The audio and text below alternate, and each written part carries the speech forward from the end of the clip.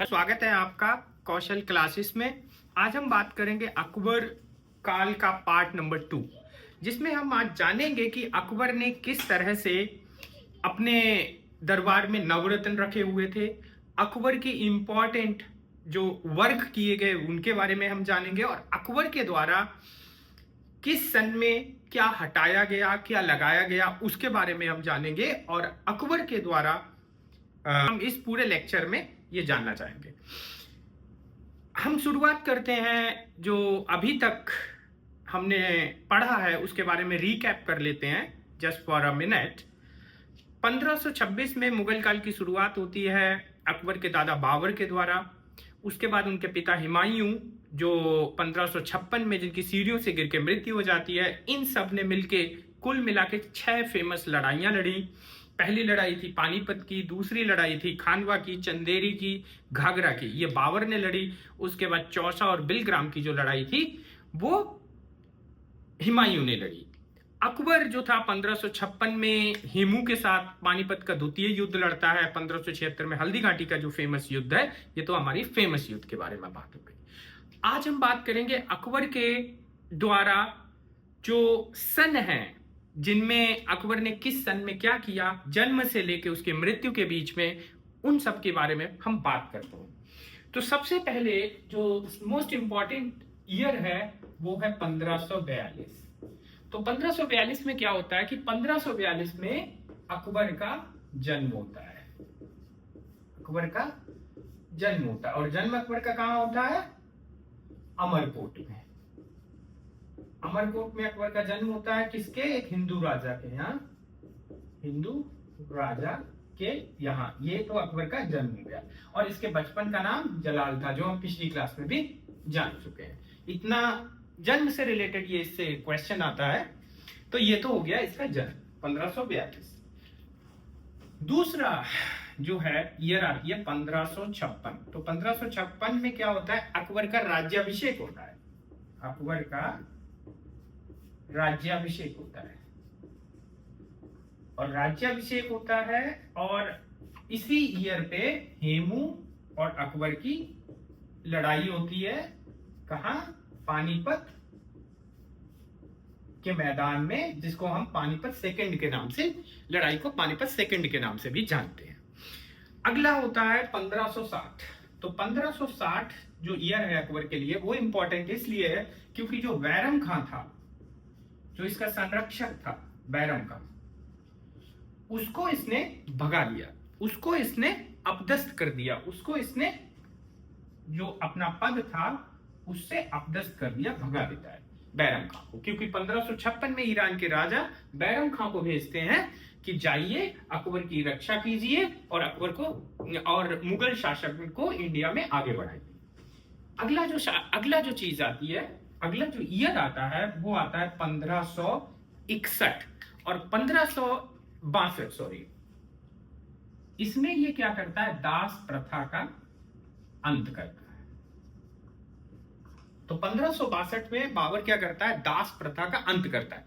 अब ये दास प्रथा का अंत क्यों करता है? क्योंकि 1556 से लेके 1562 तक, जो हमने लास्ट लेक्चर में भी बात किया था कि पेटीकोट शासन चल रहा था इस टाइम पे, और इस टाइम पे बैरम खां के संरक्षण में रहा, तो ये दास बन के किस तरह से रहा, तो इसको समझ में आ गया, इसलिए इसने दास प्रथा का अंत कर दिया।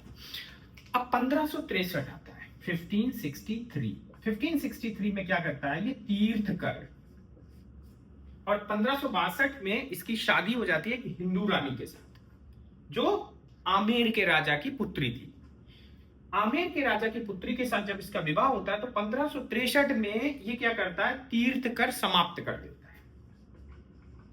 तो इसकी रानी पूछती है कि बादशाह, आप जब हज पे जाते हो तो क्या कोई टैक्स लगता है? कहते नहीं।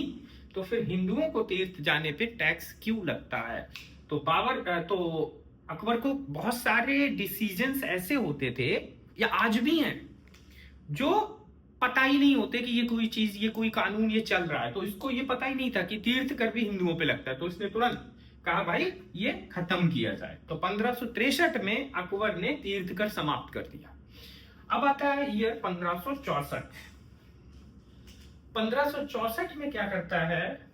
1564 और 1564 में ये एक और बड़ा इंपॉर्टेंट डिसीजन लेता है कि जजिया कर खत्म कर देता है।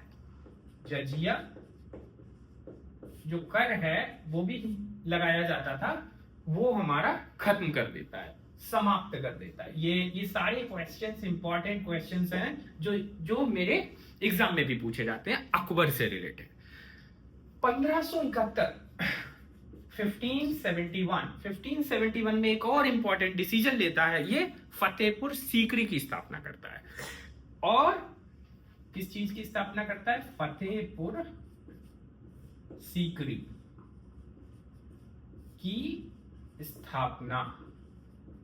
तो 1571 में अकबर फतेहपुर सीकरी की स्थापना करता है। और इसमें एक और काम, बहुत इंपॉर्टेंट चीज काम करता है कि अपनी राजधानी, जो राजधानी है उसका स्थानांतरण, उसका ट्रांसफर कहां करता है? आगरा से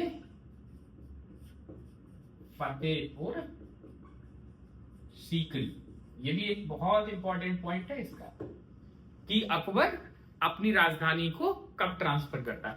और एक और काम करता है, बुलंद जो दरवाजा है वो भी बनवाता है इसी टाइम में। अब आती है सन 1575 1575। 1575 में अकबर क्या था? अकबर इतना पढ़ा लिखा इंसान नहीं था, तो उसे धार्मिक समझ नहीं थी। तो इसने क्या किया, क्योंकि इसको धार्मिक समझ, इसको राज चलाने के लिए इसको समझ में आ गया कि मुझे धार्मिक समझ भी होना इंपॉर्टेंट है, तो इसने 1575 में इबादत खाना बनवाया। यहां पे क्या करते थे, जो इनके इस्लामिक धर्म गुरु थे वो आते थे, अपना डिस्कशन करते थे और बाबर को अपने डिसीजंस बताते थे और धर्म के बारे में जानकारियां देते थे। अब इसको जो नॉलेज हो रही थी वो सिर्फ किसकी हो रही थी? मुस्लिम धर्म की या इस्लाम धर्म। ये जो इबादत खाना बनवाया गया, राइट, इसका भी क्वेश्चन बड़ा आराम से पूछा जाता है। फतेहपुर सीकरी, ये भी यही बनवाया गया। जब इसने फतेहपुर सीकरी, अब राजा ने अपनी राजधानी कहां कर दी? फतेहपुर सीकरी, तो जो भी काम करेगा वो फतेहपुर सीकरी में करेगा, तो इसने इबादत खाना कहां बनवाया? फतेहपुर सीकरी में। अब है 1578। 1578 में ये एक डिसीजन लेता है, इसको ये समझ में आ जाता है कि इबादत खाना तो ठीक है हमने बनवा दिया, और इसमें हमने एक इस्लाम धर्म के ही धर्म गुरुओं को बुला रहा हूं, उलेमाओं को बुला रहा हूं, तो क्या मैं सारे धर्म गुरुओं को बुलाया जाए? तो इसने 1578 में जितने भी धर्म गुरु थे, जितने भी धर्म थे उस टाइम पे इंडिया में, तो कौन कौन से इंडिया में धर्म थे? पुर्तगाली आ चुके थे इंडिया में। इसने 1578 में क्या किया? 1578 में सारे धर्मों के, सभी धर्मों के लोग, सभी धर्मों के गुरुओं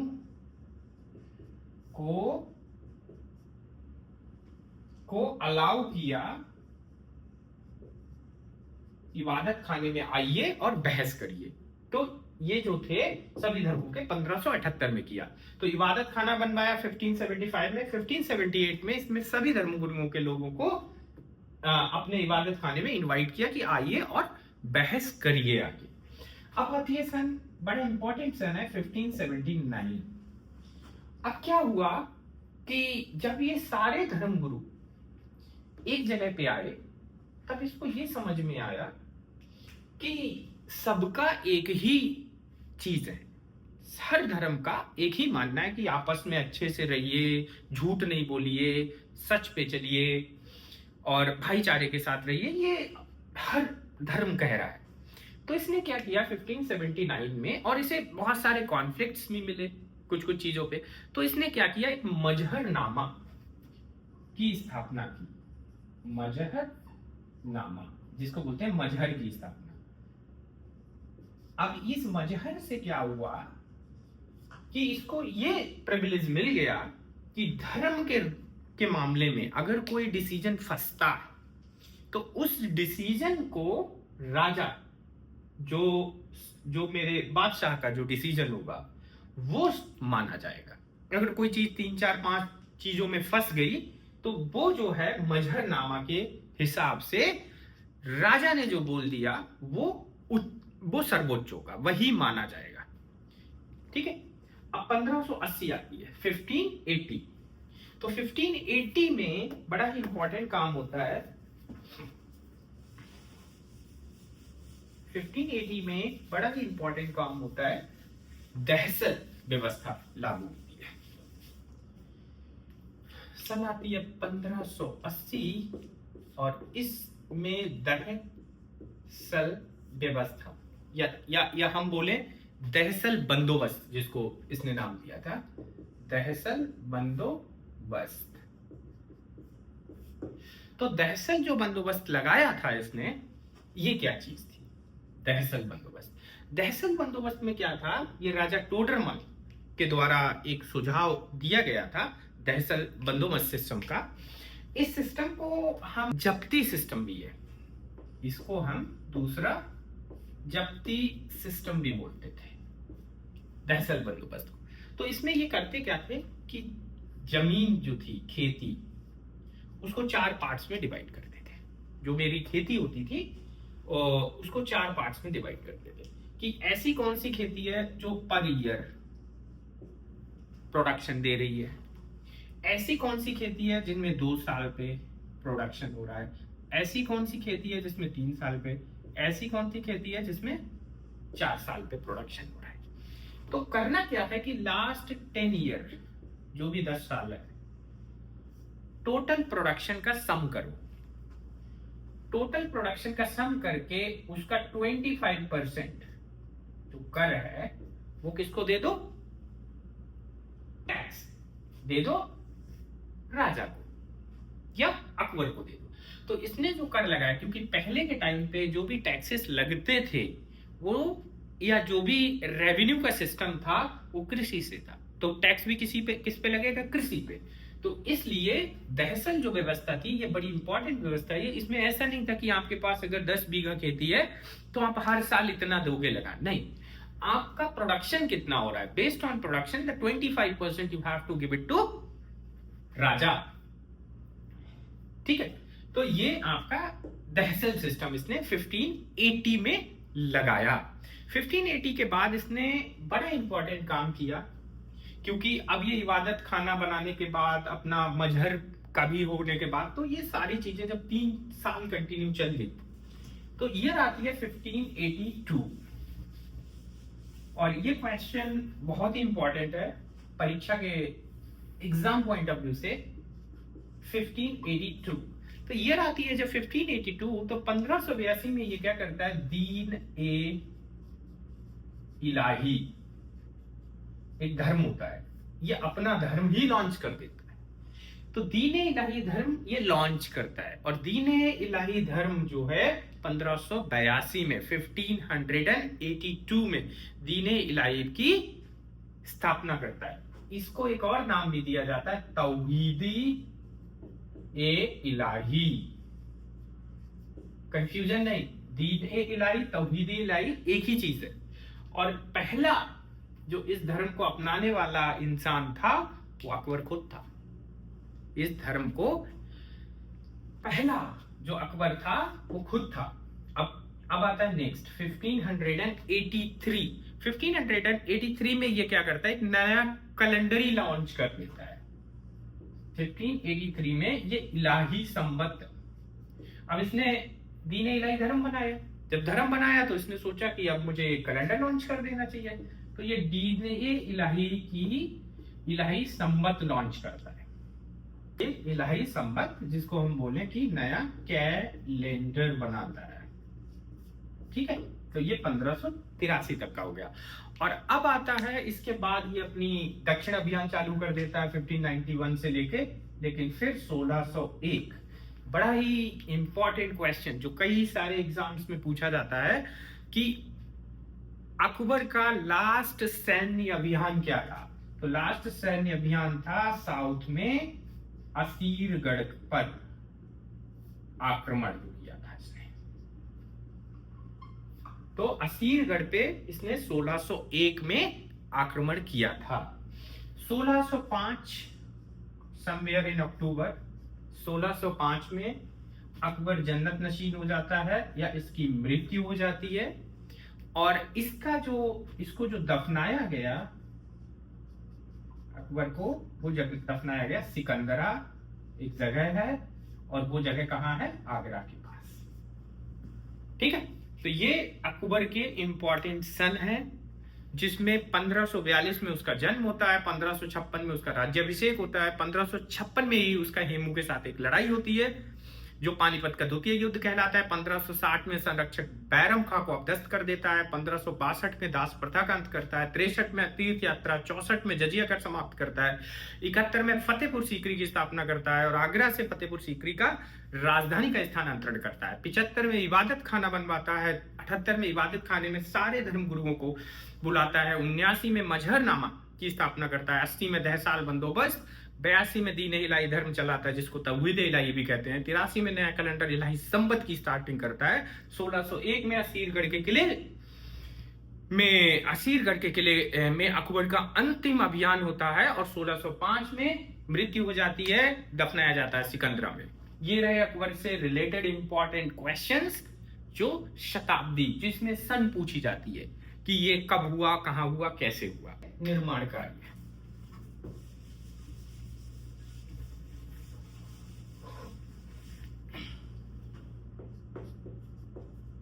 निर्माण कार्य, ये भी बहुत पूछे जाते हैं सवाल, questions relate in exams.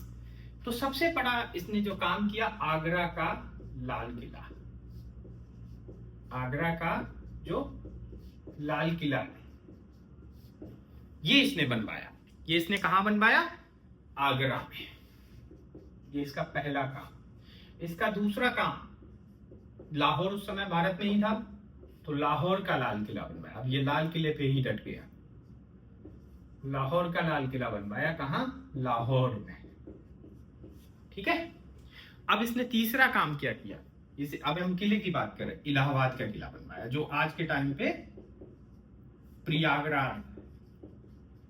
Prayagraj है का किला बनवाया। ये कहां बनाएगा? इलाहाबाद। बहुत ही इंपॉर्टेंट क्वेश्चंस हैं ये। उसके बाद इसने हुमायूं का मकबरा, क्योंकि इसके पिता की मृत्यु हो गई तो जिम्मेदारी किसकी है? इसी की है। तो ये हुमायूं का मकबरा बनवाता है। कहां? जहां इसकी राजधानी होगी। राजधानी इसकी कहां थी? दिल्ली। दरवाजा, फेमस चीज, बुलंद दरवाजा। बुलंद दरवाजा कहां बनवाएगा? आगरा। बड़े फेमस क्वेश्चंस हैं, डायरेक्ट 1 on 1 है। फिर ये जोधाबाई महल बनवाता है। जोधाबाई का ये महल बनवाता है। जोधाबाई के महल ये कहां बनवाएगा? कहां? Agra. Again it's also in Agra. इसके और एक दो फेमस चीजें हैं, पंचमहल है और फतेहपुर सीकरी। पंचमहल जो है एक बनवाता है और फतेहपुर सीकरी ये इसकी की भी स्थापना करता है। और फतेहपुर सीकरी की स्थापना कहां करता है? फतेहपुर सीकरी में।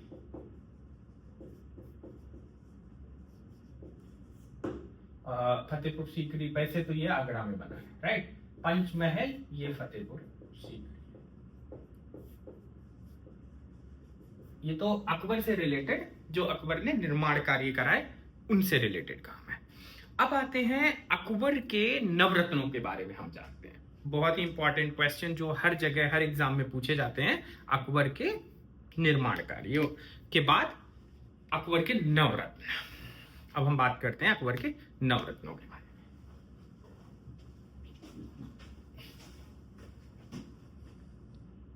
बारे में, जो इसके नवरत्न थे। अकबर के नवरत्न कौन कौन अकबर के नवरत्नों में आता था? तो सबसे पहला नाम जो लिया जाता है वो है टोडरमल का। राजा, सबसे पहले हम डिस्कस करते हैं राजा टोडरमल के बारे में। राजा टोडरमल। तो राजा टोडरमल कौन थे? राजा टोडरमल जैसे अकबर के दरबार के काइंड ऑफ जो आज के टाइम वित्त मंत्री होता है हमारे यहाँ पे, या जिसको हम बोलते हैं फाइनेंस मिनिस्टर,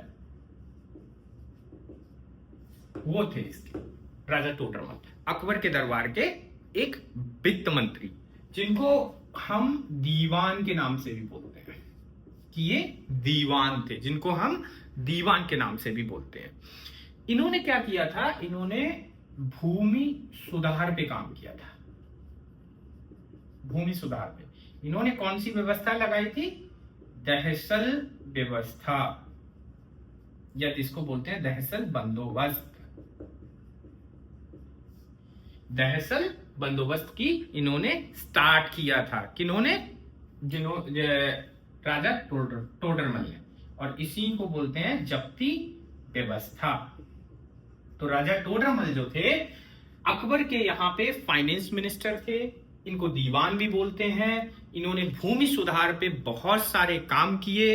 इन्होंने दहसल बंदोबस्त लगाया, जो लगान के लिए होता था, काइंड ऑफ उस समय के टाइम पे हम इसको लगान बोलते थे, आज के टाइम पे जो टैक्स सिस्टम हो गया वो बोलते हैं। तो इन्होंने इस दहसल बंदोबस्त में, हमने बताया था कि 4 पार्ट्स में इन्होंने भूमि को डिवाइड किया, और उस 4 पार्ट्स की जो भूमि थी उसको लास्ट 10 वर्ष का रेवेन्यू देखा, और उस रेवेन्यू का 25% टैक्स देना पड़ेगा आपको इस ईयर, ये डिसाइड होता था इस दहसल बंदोबस्त से। तो राजा टोडरमल अकबर के दरबार के वित्त मंत्री, दीवान, भूमि सुधार पे काम किया, दहसल बंदोबस्त लेके आए। इस दहसल बंदोबस्त को ही हम जब्ती व्यवस्था भी कहते हैं। अब हम बात करते हैं दूसरे नवरत्न, जो सेकंड नवरत्न थे, अबुल फजल।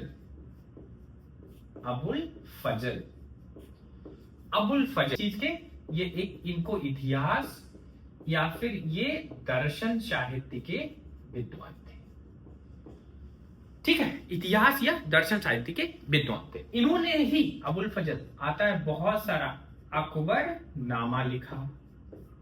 ठीक है, और अकबर नामे का एक पाठ, जिसको बोलते हैं हम क्या, आईने अकबरी, इसी का एक पार्ट है आईने अकबरी। ये जो आईने अकबरी है, इसमें पता क्या है, ये अकबरनामा तो एक पूरा ग्रंथ है, इसका एक चैप्टर हो गया, मान के चलो एक पार्ट हो गया आईने अकबरी। तो इस चैप्टर के अंदर अकबर की जो शासन व्यवस्था थी वो कैसी थी, इसमें जो वर्णन है वो पूरा शासन व्यवस्था कैसी थी, उसकी कानून व्यवस्था उसकी कैसी थी, इस चीज का ये जो वर्णन है वो आईने अकबरी में है। ठीक है, तो ये तो थे हमारे अबुल फजल, जिन्होंने आईने अकबरी, जो अकबरनामा का ही एक पार्ट है, वो लिखा। इस आईने अकबरी में वर्णन किस चीज का है, उसकी शासन व्यवस्था का और उसकी कानून व्यवस्था का। तीसरे जो सब लोग जानते हैं, सबसे फेमस नाम, एक और फेमस नाम, तानसेन। अकबर तानसेन को मियां तानसेन बोलता था, पता है आपको? और तानसेन के बचपन का नाम पता है आपको, या तानसेन का जो ओरिजिनल नाम था वो क्या था? तानसेन के का ओरिजिनल नाम था, जो तानसेन का ओरिजिनल नाम था, जो पूछा भी जाता है, राम तनु पांडे। राम तनु पांडे इसके ओरिजिनल नाम था। और उपाधि दी थी कंठा भरण वाणी विलास, इस उपाधि से भी नवाजा गया था। किनको? हमारे तानसेन जी को। और तानसेन थे कहां के, आपको पता है ये कहां के थे? ये एमपी में ग्वालियर के थे। तानसेन जी ग्वालियर के थे। कहां के? एमपी में ग्वालियर के। तो ये तो हो गए तीसरे नवरत्न हमारे तानसेन जी। तानसेन जी, रामतनु पांडे। और एक और बड़ा ही इंपॉर्टेंट सवाल जो पूछा जाता है, तानसेन जी को कौन सा वाला राग आता था? तो दीपक और मल्हार राग, ये 2 राग आते तानसेन को। तो तानसेन जी से रिलेटेड जितने भी क्वेश्चंस हैं, उनका ओरिजिनल नाम रामतनु पांडे, उनको कंठावरण की, कंठावरण वाणी विलास की की उपाधि से नवाजा गया। उनको मियां तानसेन अकबर कहता था। ग्वालियर के रहने वाले थे। उनको दीपक राग और मल्हार राग आता था। ये तो तानसेन से रिलेटेड क्वेश्चंस जो एग्जाम में पूछे जा सकते हैं, ये आपके तानसेन से रिलेटेड क्वेश्चंस हो गए। अगला जो बड़ा ही फेमस नाम आएगा, अगला चौथा नाम, उसको बोलेंगे हम मान सिंह, राजा मान सिंह। राजा मान सिंह जो थे अकबर के दरबार के सेनापति थे। कौन थे? सेनापति। जो चौथे राजा मान सिंह थे वो अकबर के दरबार के सेनापति थे। और ये पता है कहां से आए? ये आमेर से आए हैं। आमेर में जो इनके पिताजी थे उनके यहां से ये राजा मान सिंह आए। और राजा मान सिंह की जो पुत्री थी उनकी शादी उसके सेना नायक, अगर हम बोले सेनापति थे, या इनको हम बोले एक महान सेना के नायक थे। और पता है ये महान क्यों थे? उस समय के टाइम पे इन्होंने कम से कम 100+ मंदिर बनवाए। उस समय जो मंदिर हमारे टूटे हुए थे वो मंदिर बनवाए उस टाइम पे। 100 जब 1556 से 1605 के बीच में जब अकबर का टाइम था तो 100+ से ज्यादा इन्होंने मंदिर बनवाए। अगले जो आते हैं नंबर 5 पे, मुल्ला दी प्याजा। तो नंबर 5 में नवरत्न थे मुल्ला दी प्याजा। ठीक है, तो अभी तक हमने 4 नवरत्न की बात करी। अब मुल्ला दी प्याजा क्या करेंगे? कोई ये जैसे सरकार चलाने के लिए आपको क्या है कि 2 बुद्धिजीवी लोगों की जरूरत होती है, राइट? तो मुल्ला दी प्याजा जो थे वो एक बुद्धिमान इंसान थे। ठीक है, अब ये कहां के थे? ये इंडिया के नहीं थे, ये अरब से आए हुए थे। ये एक बुद्धिमान इंसान थे, अरब से आए हुए थे।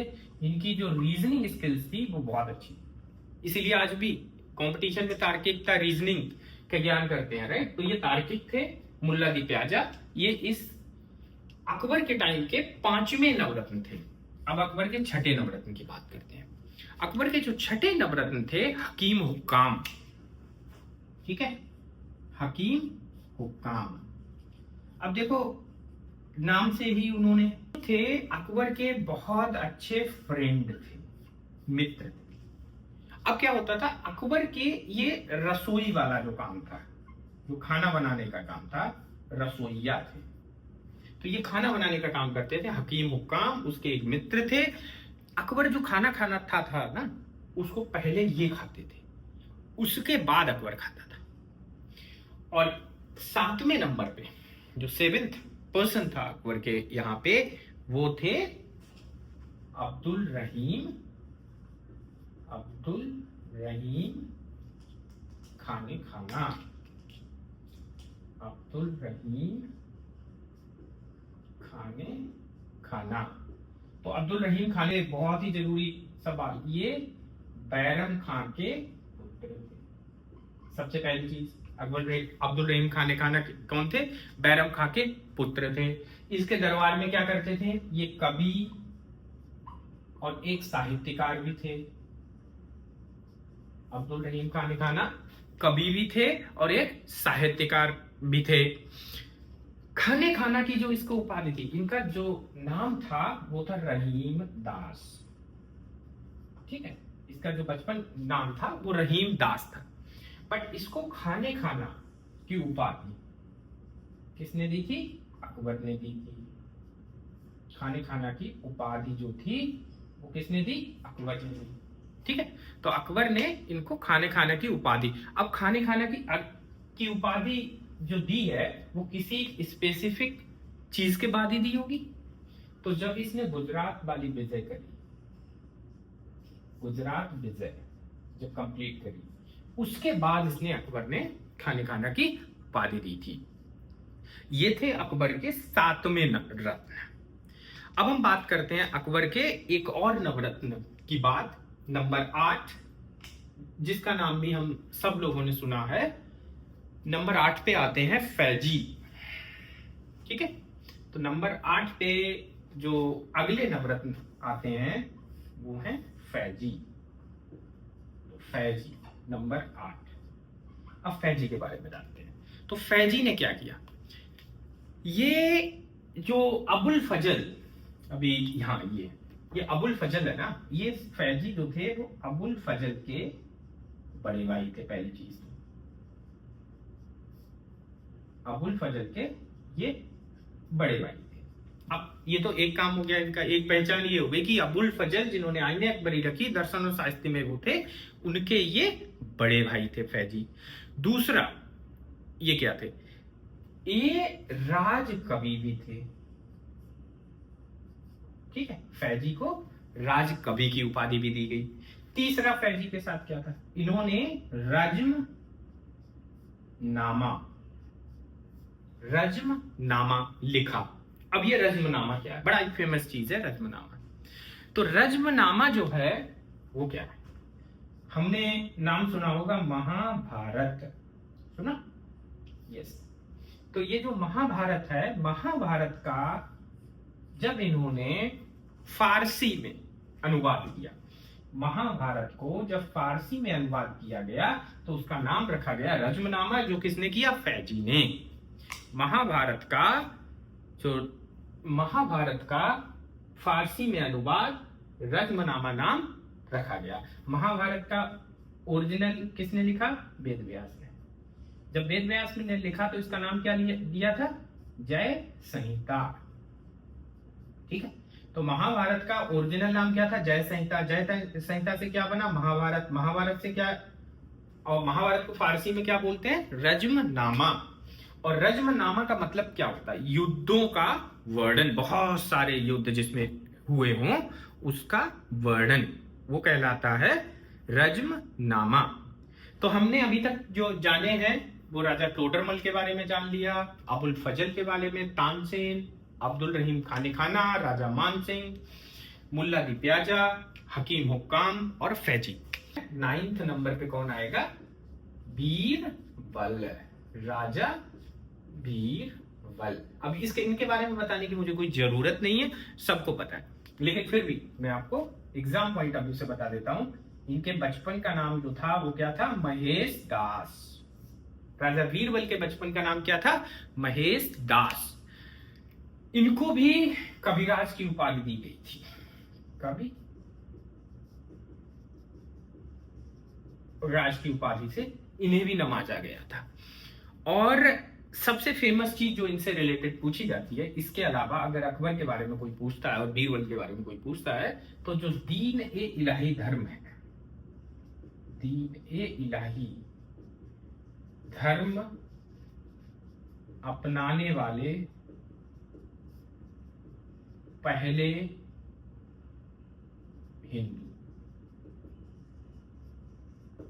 ठीक है, तो ये सारे 9 के 9 अकबर के नवरत्न हो गए। एक बार फिर रिवाइज करते हैं। अकबर के नवरत्न कौन कौन, राजा टोडरमल, जिनको वित्त मंत्री थे या दीवान थे या उन्होंने भूमि सुधार पे काम किया, 10 साल बंदोबस्त उन्होंने लगाया। दूसरे नंबर पे आते हैं अबुल फजल, इन्होंने अकबरनामा लिखा, आईने अकबरी भी इन्होंने लिखी, जिसमें वर्णन हमारे शासन और कानून व्यवस्था का। तीसरे पे है तानसेन, जिन्हें मियां तानसेन के नाम से जानते हैं, जिनको हम रामतनु पांडे, जिनका ओरिजिनल नाम है, इनको अकबर ने कंठावरण वाणी विलास की उपाधि दी थी। ये ग्वालियर के रहने वाले थे और ये दीपक राग और मल्हार राग में करते थे। फिर है अब्दुल रहीम राजा मान सिंह, जो एक महान सेनानायक थे, जिन्होंने 100 से ज्यादा मंदिर बनवाए। फिर है नंबर 5 पे मुल्ला दिप्याजा, जो बुद्धिमान, अरब और तार्किक थे। हकीम हुक्काम नंबर 6 पे आते हैं, जो इनके मित्र और रसोइया थे। नंबर 7 पे आते हैं अब्दुल रहीम खाने खाना, जो बैरम खां का पुत्र था, जो कवि और साहित्यकार भी था। और रहीम दास इसके बचपन का नाम था। इसको खाने खाना की उपाधि गुजरात विजय के बाद दी गई। ठीक है, नंबर 8 पे आते हैं फैजी, जिन्होंने अबुल फजल के बड़े भाई थे, जिन्हें राजकवि का नाम दिया। इन्होंने महाभारत की रज्मनामा नाम से फारसी में अनुवाद किया। और महाभारत का जो ओरिजिनल नाम था वो था जय संहिता, जिसको नाम बाद में महाभारत, और जय संहिता की स्थापना की वेद व्यास ने। नंबर 9 राजा बीरबल। राजा बीरबल को महेश दास के नाम से जाना जाता था, कविराज की उपाधि। दीन इलाही धर्म को अपनाने वाले पहले हिंदू राजा थे, राजा बीरबल। इतना सब होने के बाद अब हम लास्ट में पहुंचते हैं कुछ और इंपॉर्टेंट क्वेश्चंस करते हैं रिलेटेड टू अकबर, क्योंकि अकबर जो था उससे रिलेटेड ही सबसे ज्यादा अगर मुगल वंश में पूछा जाता है तो अकबर के बारे में पूछा है। तो अकबर के बारे में जो और इंपॉर्टेंट और जो फेमस क्वेश्चंस हैं हम उनकी बात करते हैं। अकबर ने एक, इनके दरबार में एक थे अब्दुल कादिर बदायूनी। अब्दुल कादिर बदायूनी, बदायूनी। तो अब्दुल कादिर बदायूनी कौन थे? अब्दुल कादिर बदायूनी जो थे, इन्होंने जैसे महाभारत का अनुवाद हुआ वैसे ही रामायण का भी फारसी में अनुवाद किया गया। रामायण को फारसी में अनुवाद किया इन्होंने, ठीक है, रामायण को फारसी में अनुवाद किया। फैजी ने किस टाइम किया? फैजी, अगर मैं नाम लिखूं फैजी, फैजी ने क्या किया? रज्मनामा। और रज्मनामा क्या था? महाभारत, राइट। और महाभारत को क्या बोलते थे? जय संहिता। और ये था हमारा फारसी में, ठीक है, ये सेम ही चीज है, तीनों चीजें। तो ये जो थे, अकबर की जो इच्छा थी, अब्दुल कादिर बदायूनी ने रामायण का फारसी में अनुवाद किया अकबर की इच्छा के अनुसार, ठीक है। फैजी ने रज्मनामा, जो मेरा महाभारत है, उसका फारसी में अनुवाद किया। तो रामायण और महाभारत दोनों के फारसी में अनुवाद दो अलग लोगों ने किया, फैजी ने और अब्दुल कादिर बदायूनी ने। अब अकबर की एक फेमस व्यवस्था के बारे में बात करते हैं। सबने सुना होगा, बड़ा ही, और लेकिन बहुत कुछ कंफ्यूजन में रह जाता है कि ये जो व्यवस्था थी ये क्या थी। तो अकबर ने अपने शासन को चलाने के लिए, वेतन देने के लिए एक अलग से एक व्यवस्था निकाली, जिसको बोलिए मनसबदारी व्यवस्था। मनसबदारी व्यवस्था, ठीक है। तो इस व्यवस्था में अकबर ने किया क्या? मनसबदारी व्यवस्था। तो मनसबदारी अगर व्यवस्था की हम बात करें तो ये क्या था? ये एक रैंक सिस्टम था। ये क्या था? जैसे आज के टाइम पे रैंकिंग होती है, राइट, कि ये जनरल, कर्नल और इन सब की रैंकिंग होती है, सिमिलरली इन्होंने भी अपनी रैंकिंग कर रखी थी। और ये रैंकिंग जो थी वो 2 पॉइंट्स पे करते थे ये लोग। तो एक इन्होंने नाम दिया जट और एक था सवार, ठीक है। उसके बेस पे ये क्या करते थे? रैंकिंग करते थे। तो इसे हम एग्जाम्पल से समझते हैं। एग्जाम्पल से हम इसको ऐसे समझते हैं कि इनके दरबार में एक थे मान सिंह, ठीक, और इनके दरबार में एक थे, मान के चलो, फैज, ठीक। तो मान सिंह क्या है? मान सिंह एक सेना नायक है। तो मान सिंह को इन्हें एक सेना देनी पड़ेगी लड़ाई के लिए, और इन्हें कुछ घोड़े भी देने पड़ेंगे क्योंकि ये पूरे सेना नायक है। तो अगर इसने मान सिंह को 5000 सैनिक दिए, कि मान सिंह 5000 सैनिकों को लीड कर रहा है, उसके साथ ही 1000 घोड़ों को भी लीड कर रहा है, तो ये एक्स्ट्रा काम भी कर रहा है ना, कि 5000 सैनिक को लीड कर रहा है और ये एक घोड़ों को। लेकिन फैजी क्या कर रहा है? फैजी जो है सिर्फ 5000 सैनिकों को ही लीड कर रहे हैं।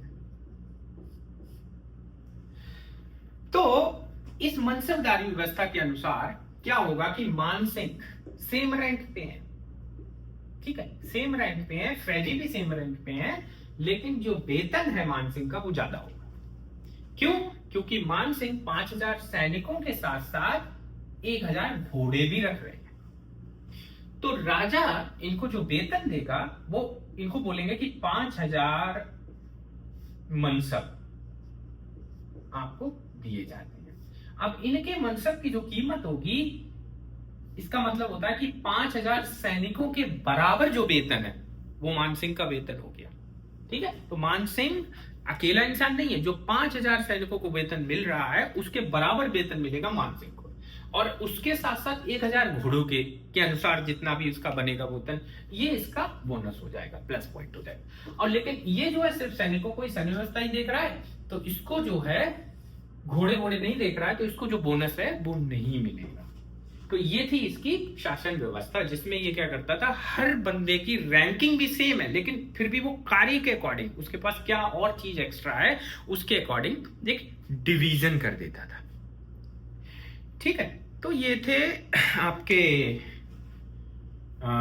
मनसबदारी व्यवस्था की बात। अब हम कुछ चीजें आई थिंक वैसे तो हमने सारी चीजें इंपॉर्टेंट तथ्य, इन्हीं सारी जितना भी अभी तक का हमने डिस्कस किया है उसी से रिलेटेड एक दो पॉइंट्स, दो चार पॉइंट्स जो तथ्य हैं वो दीन ए इलाही धर्म, दीन ए इलाही धर्म अपनाने वाले पहले हिंदू, अपनाने वाले पहले हिंदू कौन थे, बीरबल। ठीक, ये तो ये क्वेश्चन हो गया। दूसरा, बुलंद दरवाजा कहां है, बुलंद दरवाजा कब आया, कब बनाया, और ये है कहां, गुजरात विजय के बाद बनाया गया, गुजरात विजय के बाद है कहां, फतेहपुर सीकरी। और ये फतेहपुर सीकरी कहां है, आगरा के निकट है। ठीक, 25-30 किलोमीटर दूर आगरा से। तीसरी चीज, अकबर के दरबार के गायक कौन थे, जो गायक थे वो कौन थे, तो उसके तानसेन थे। ये क्वेश्चन ऐसे पूछ सकते हैं कि ये चार नाम दे देगा और पूछेगा कौन थे, बाज बहादुर थे। ठीक है, गायक तानसेन, बाज बहादुर, बाबा रामदास, बाबा रामदास, तानसेन, बाज बहादुर, बाबा रामदास, और एक का नाम और आता है बैजू बावरा, बैजू बावरा। तो अकबर के टाइम के जो गायक थे वो कौन थे, तानसेन, बाज बहादुर, बाबा रामदास और बैजू बावरा। अकबर की जो शासन प्रणाली की सबसे खास व्यवस्था जो थी वो कौन सी थी, मनसबदारी व्यवस्था, मनसबदारी व्यवस्था, जिसको हमने अभी बताया था। ठीक, पांचवा पॉइंट जो इससे रिलेटेड आता है कि सूफी संत, इसके समकालीन सूफी संत कौन थे, बताओ, समकालीन सूफी संत कौन थे, तो थे शेख सलीम चिश्ती, सलीम चिश्ती। ये जो थे सूफी संत थे जो अकबर के समकालीन थे। ये भी क्वेश्चन, बहुत सारी चीजें इसके, दसवंत, बसावन और अब्दुल समद, ये जो थे चित्रकार थे इसके यहाँ के। बस इतना। विजय सेन सूरी जो थे, जिनको इसने काली सरस्वती की उपाधि दी थी, एक ये भी बड़ा ही इंपॉर्टेंट सवाल है। और अकबर जो था वो नगाड़ा बजाने में बड़ा, नगाड़ा वाद्य यंत्र का